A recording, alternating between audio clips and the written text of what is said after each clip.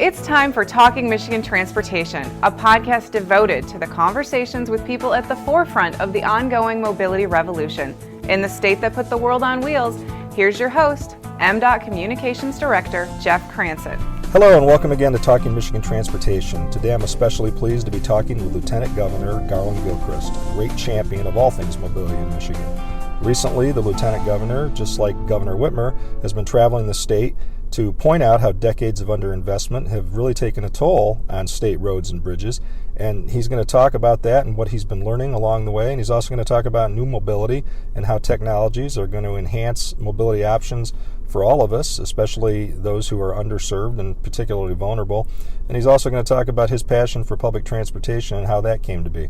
So once again, thank you very much for being with us, Lieutenant Governor. Absolutely, Jeff. Happy to be here with you, and certainly I also want to take the opportunity to thank you and thank all the professionals at MDOT for the hard work they do every day. And I think it's my responsibility and the governor's responsibility to make sure that you have the resources to be able to do what you need to do and not have to just work so hard with so little.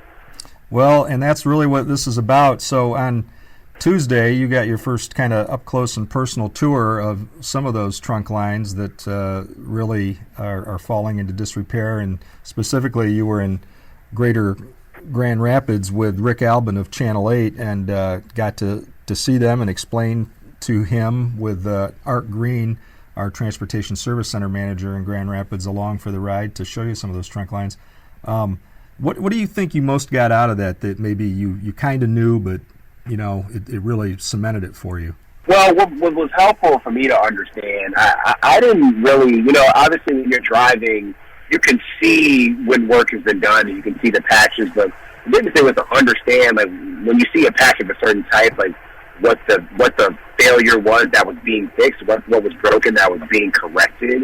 It was helpful for me to understand that because it gives you an understanding of how the roads deteriorate. And Art did a really good job of explaining, sort of what leads to that deterioration and how building a road a certain way or how roads were built, several decades ago and leads to a certain type of deterioration, how MDOT evolved its practices. But that still, at the end of the day, these roads that are constructed have a lifespan. And there certainly is a maintenance plan associated with that lifespan and extending it as far as it can. But at some point, we need to make the choice to do reconstruction, not just repair. And so seeing roads that were at sort of different points on that spectrum was really helpful to understand. And it also, for me, just really upped the urgency from my perspective about why we need to have more resources available in an ongoing and sustained way so that we can truly reconstruct roads that need to be reconstructed rather than spending this money year after year doing patch after patch, which isn't really solving the underlying issues thanks to that underinvestment. So the governor talked during her campaign in 2018 about, fixing them right. And when you talk about reconstructions or completely rebuilding a road right down to the base, I think one of the things that was emphasized on that tour yesterday and the other tours was that if you keep patching it together, use whatever metaphor you want, whether you're just patching holes in your roof when it really needs to be replaced. In your mind, does it just make long-term sense to invest now? Absolutely. We needed to invest years ago, and the legislature unfortunately chose not to do that. We needed to invest last year, which is why the governor put forward a proposal that actually had real revenue attached to it so we could solve this problem and get us on a path to having 90% of our roads in good or fair condition instead of 70% and falling. And so this cycle of annual patching, I think, for one, it creates more annoyance for drivers, frankly. There's more this kind of permanent construction that doesn't really solve the underlying problem. It's problematic. It's not a good way to spend money, throwing good money after something that will continue to deteriorate, and we know that, rather than say we're going to make the real investment the first time. The urgency it's critical, and with every day and every month and every year that we wait on making a real investment, the problem only gets more expensive. And I think the other thing that really struck me during the ride along in the Grand Rapids area was this is such an issue of public safety. When roads have been allowed to deteriorate because of that underinvestment, drivers are have to be mindful of that and it's putting people at risk potentially. And so we have a responsibility as leaders, I think, to make these investment choices. And unfortunately, too many leaders for too long have advocated that responsibility. Well, so what you heard, last year, not surprisingly, because if you ask anybody if they want to pay more in gas taxes, they say no. It'd be like, asking a 6-year-old if they'd rather have a candy bar or some vegetables. But what you heard was no, we don't want to pay more in gas taxes. So, what do you say to that? Well, not only what I heard, but what I experienced as an individual driver with my own family is that people are paying for the state of our roads every day. The amount of money that people spend on car repairs, on blown tires, on bent rims, on messed up undercarriages, on cracked windshields, on chipped tape, is more than $600 a year, which is, frankly, at an annual basis, that's much more than we put on the table as far as using the gas tax to raise revenue. But we did put forward also solutions to try to deal with that. I think most importantly, and I think what I can talk about even more, is that so many families are impacted by this retirement tax that exists in Michigan, and we actually rolled that back in a way that would put more money in people's pocket than the gas tax increase was. So, we tried to put forward a real solution that was complete and thought out, but nevertheless, the legislature decided not to respond with a real plan. So this year, as we move forward, we're going to come forward with another plan that is going to help these state trunk lines, and we're looking forward to making that real, because this is critical infrastructure that we have to invest in, and we committed to fixing these problems, and we're going to do that. What do you think you've learned in the past year? In addition to some of these tours, just in your own frequent drives back and forth between Detroit and Lansing? What I've seen has given me great pride in engineering and in the professionals at MDOT, because they've had to work with so little and so many constraints, had to get creative about how to really do asset management in a really intelligent and robust way to try to get these roads to last as long as they have. I learned about MDOT really being a leader in how asset management has been implemented across the country, and so that's something that I probably didn't appreciate as much before being exposed to these professionals and the work they do every day. So I commend everyone at MDOT for that. And again, it further motivates me to advocate and to make sure that we can get more resources for them to deliver these better transportation experiences for the people of the state of Michigan. Yeah, so you're definitely singing from their hymnal when you talk about asset management. I think that's one of those terms that sounds, really bureaucratic on the surface, but when you start to understand it, it makes sense for pretty much everything we do and how we plan. Look, I worked in city government in Detroit, and one of the projects that I looked at was trying to do a coordinated capital infrastructure planning and sort of construction projects between, city road projects and Detroit Water and Sewage Department projects and utility digs and stuff like that. And, it exposed me to the importance of doing that well and doing that properly and understanding how to coordinate those kind of things. And so it gave me an appreciation for it that I've seen at a scale. It's almost unimaginable at the state level. It's really incredible work. So let's talk about that, since you brought up your background with the city, and you've long been a user of public transit, you and your whole family, and I think you're a great ambassador for the need for public transportation. Could you talk about why that means so much to you? Yeah, it's really important. I talked about earlier that being a driver. Well, my wife and I, and our at the time we just had our twins. Now we have a third, a new baby, 7 months old. But at the time, my wife and I did not drive, even though we lived in the city of Detroit, for about 2.5 years. And during that time, we relied on public transit. We rode bikes. We used other alternative forms. We took ride sharing and used car sharing services and stuff like that. But we did not have a car. And it's a point of pride for me because I taught my 4-year-old children how to ride the bus. So they were really familiar with the bus going up and down Michigan Avenue, or the bus to the New Center area. My wife worked in the Fisher Building.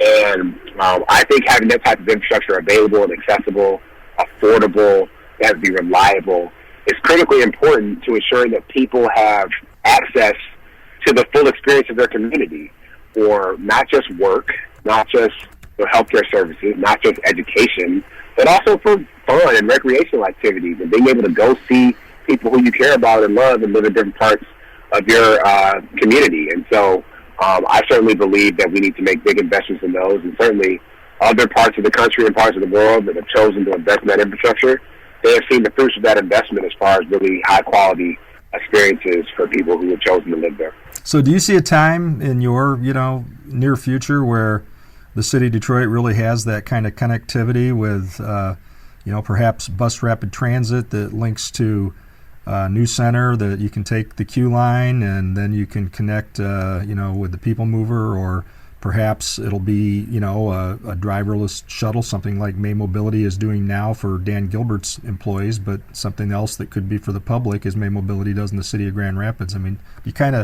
you've been involved, you've visited the Council on Future Mobility, and you've studied this stuff. Do you really think that that's all that's coming? Well, I would not be in this line of work if I was not an eternal optimist.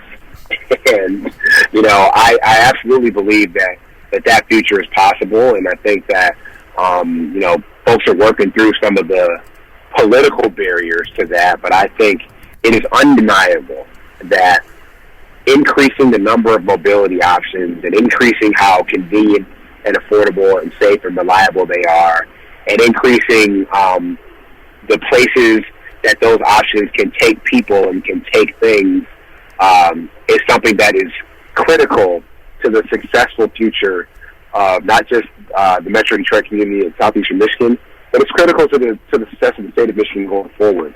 As people are we're convincing people, or trying to convince people, to choose Michigan as a place to build their lives, build their careers, build their families.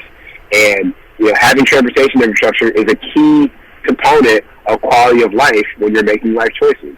I did this tour in 2019 called Thriving Cities in the fall, where I visited 19 cities across the state. And one of the things that I talked about with folks on how to improve quality of life in cities was transportation and mobility. And I didn't just hear about transportation being important in Detroit. I heard about it in Battle Creek. I heard about it in Marquette. I heard about it in Jackson. And so this the ability to connect our communities to transportation infrastructure is critical to our community's success. And so that's why it's so important to me personally, it's important to our administration, and it's important to the state of Michigan. Well, and I think you really kind of underscored the social justice imperative of all this, both last year when we rolled out the mobility challenge and the new grants for various, autonomous shuttles and technology that would help people with disabilities or elderly people or just anybody who really is vulnerable in terms of mobility.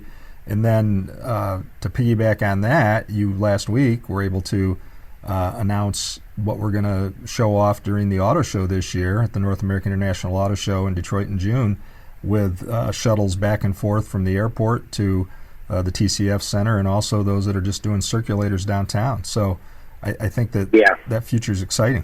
It's exciting, and from my standpoint, look, I'm coming at this. Yes, I think the technology is cool and exciting and interesting. At the same time, I think that the innovation, and I mean innovation, I mean that creating something that is new, different, better, and more valuable to more people. The innovation is in how are these technologies able to deliver a rich, more robust, more accessible, more diverse transportation experience for as many people as possible. So I understand that we need to do pilot projects, but I'm less excited about these sort of niche projects that will serve a small number of people than I am about companies and individuals that are seeking to innovate to scale these types of technologies and experiences to as many people as possible. I'm excited about the auto show experience because those circulators downtown, they have the chance to serve a ton of people, not just people who are at the auto show. And that's exciting because that can expose more people to this technology, let them know that future is possible and is coming, and help them prepare for it, and help them also get feedback on what that future can look like. Yeah, and help the rider get comfortable with it and gain confidence, because as you know, the polling still shows a lot of skepticism or fear about turning the wheel over to a robot or AI, but we're finding that changing gradually, and Look, at the Consumer Electronics Show this year, I was able to ride in a taxi that had no driver, no person in the driver's seat. I did a 15-minute ride with the company Yandex, which is one of the winners of the Mobility Challenge, who will be demonstrating their technology during the auto show in June. And yeah, it took a little getting used to see the steering wheel turning by itself in this car. And we were driving on live streets. We made left turn into oncoming traffic. We merged with traffic. We had a car do a U-turn in front of us that the autonomous vehicle had to deal with, and it navigated those things. But so it certainly will, take some getting used to for people. But I ultimately think that as long as we have the right parameters in place to ensure that technology can evolve safely, I think that people will be excited about what it enables for them. The personal note on that, for the benefit of driverless cars. So for those that don't know, I am 6 feet 8 inches tall. And there's a whole lot of legroom in the back seat behind the driver's seat of a car without a driver. So, for tall people, we can unite around that. Yeah, that's exactly right. Well, I was just going to say the other thing to add, that because you're interested in these innovations and because you're an eternal optimist, self-described, we talk a lot about Michigan, being the state that put the world on wheels, and the need to stay invested in this even as the economy diversifies, and we find other ways to employ people and other ways to drive the economy. But do you feel like Michigan can continue to be a national leader, given what's going on in this space in Silicon Valley, and other states are trying to have at it too? Well, we can. I mean, Michigan has such tremendous assets, and the number one asset we have in terms of the future of mobility is our people and our talent. Michigan has the highest concentration of engineering talent in the country, and that talent has a deep experience, generational experience with mobility. And what we're seeing is that companies that want to enter into this space are recognizing that they need that talent for their companies to be successful. It's the reason why Google had their first, Alphabet, I guess to be precise, had their first Waymo manufacturing facility, and they're having that facility here in Michigan, because they know that this is where the talent is, the expertise is, to match that technical know-how with the experience of actually making things that get people from point A to point B. And so we need to leverage that expertise into new forms of mobility, and I think that we can do that and maintain our position as the place with the people who will define the future of mobility. And I'm excited about that. I'm excited to do everything I can to support that. I think that there's going to be a lot of opportunity in this space going forward. There are going to be a lot of areas of the country that are going to be able to participate in it. But the primacy of Michigan is not going to go away. Well, I think that's a very good note to end it on. I appreciate you taking the time to do this, and hope that as the future goes on and there's more developments, we can talk about these things more. Happy to do it, Jeff. Thank you, and thanks everyone at MDOT. Hey, thanks again for listening to this week's edition of Talking Michigan Transportation, and I want to give a special thanks to Corey Peedy, who does the sound engineering for the podcast, and to Sarah Martin of MDOT, who does the show's intro and closing. That's a wrap for this edition of Talking Michigan Transportation. Check out show notes and more on SoundCloud or by subscribing on Apple Podcasts.